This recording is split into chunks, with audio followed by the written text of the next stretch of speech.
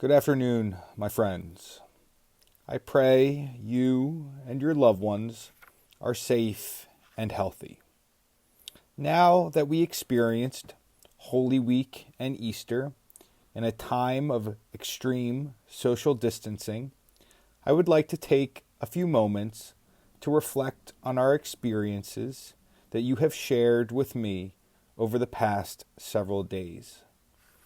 First, I want to humbly express my gratitude to everyone who watched and rewatched the videos through Holy Week and Easter. Thank you for taking the time to watch, and also thank you for reaching out to both Pastor Jessica and myself. In our conversations together, we have shared our goals as a pastoral staff, which were to offer a consistent schedule of spiritual programming that was flexible enough to adapt week by week or even day by day, always keeping in mind that we want to create programming that was meaningful, simple to create, and sent out on the most basic technological level so more people could participate in the programming while honoring our different range of comfortability with and access to technology. So thank you again for your participation in our community's spiritual programming. Thank you for learning new technological skills along with us, and thank you for temporarily adapting to our worship style over the past month. The second point in reflection I would like to discuss is the overwhelming response by our people who shared that they have been participating in other Methodist churches' programming and even other denominations' services through local television channels, YouTube, or searching for them on their respected websites. This fills my heart with joy. In these days of isolation, our people have crossed church and denominational boundaries to worship God. When we pause for a moment and reflect on the magnitude of what you are doing when participating in other churches and denominations' worship, we come to see our people's spiritual resiliency, our people's spiritual hunger to search for different expressions of worship, and I believe most importantly, it witnesses to our people's spiritual maturity, recognizing that God's grace is present beyond our beloved faith communities. The third point I wish to reflect on with you regarding Holy Week and Easter is your expressed honesty when you have shared that this year Easter did not feel the same because we were not celebrating together in our beloved sanctuaries. I too experience similar sentiments.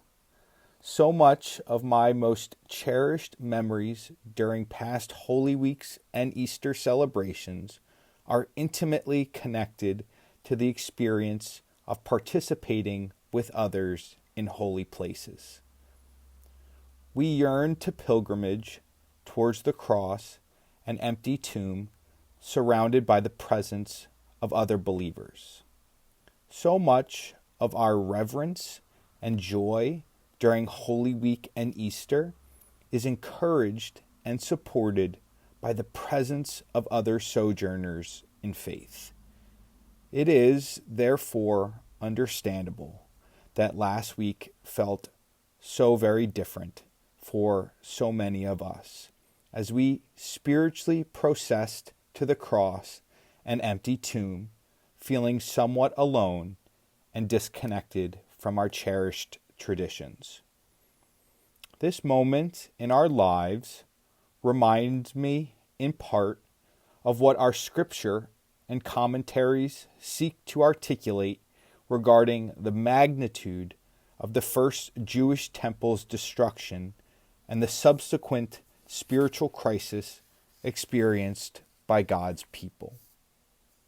Most historians explain that the first temple built by Solomon was destroyed by Nebuchadnezzar, the king of Babylon, in the year 586 BCE.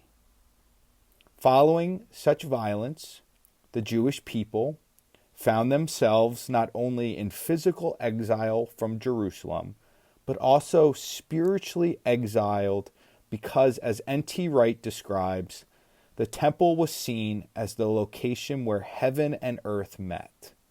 Therefore, when the Jewish people went to the temple, they were not just going to worship God, but they were going to be in the presence of God, to be in the place where heaven and earth met.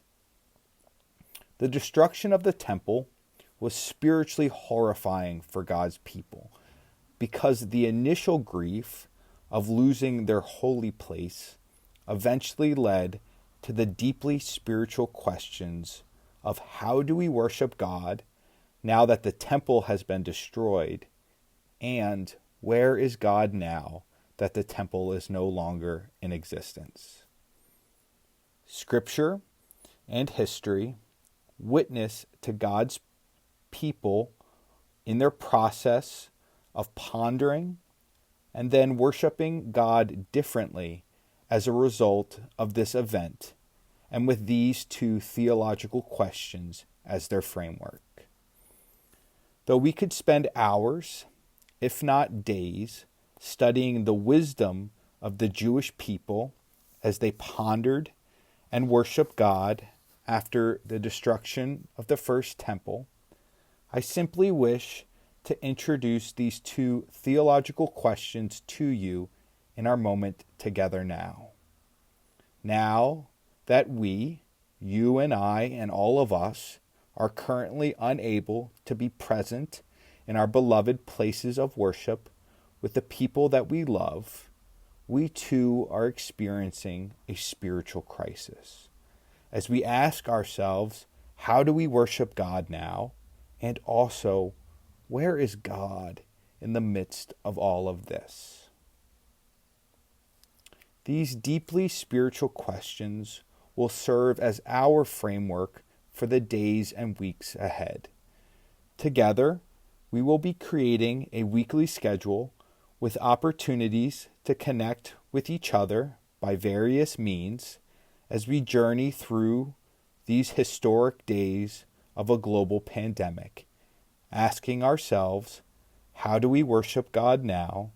And also, where is God in the midst of all of this?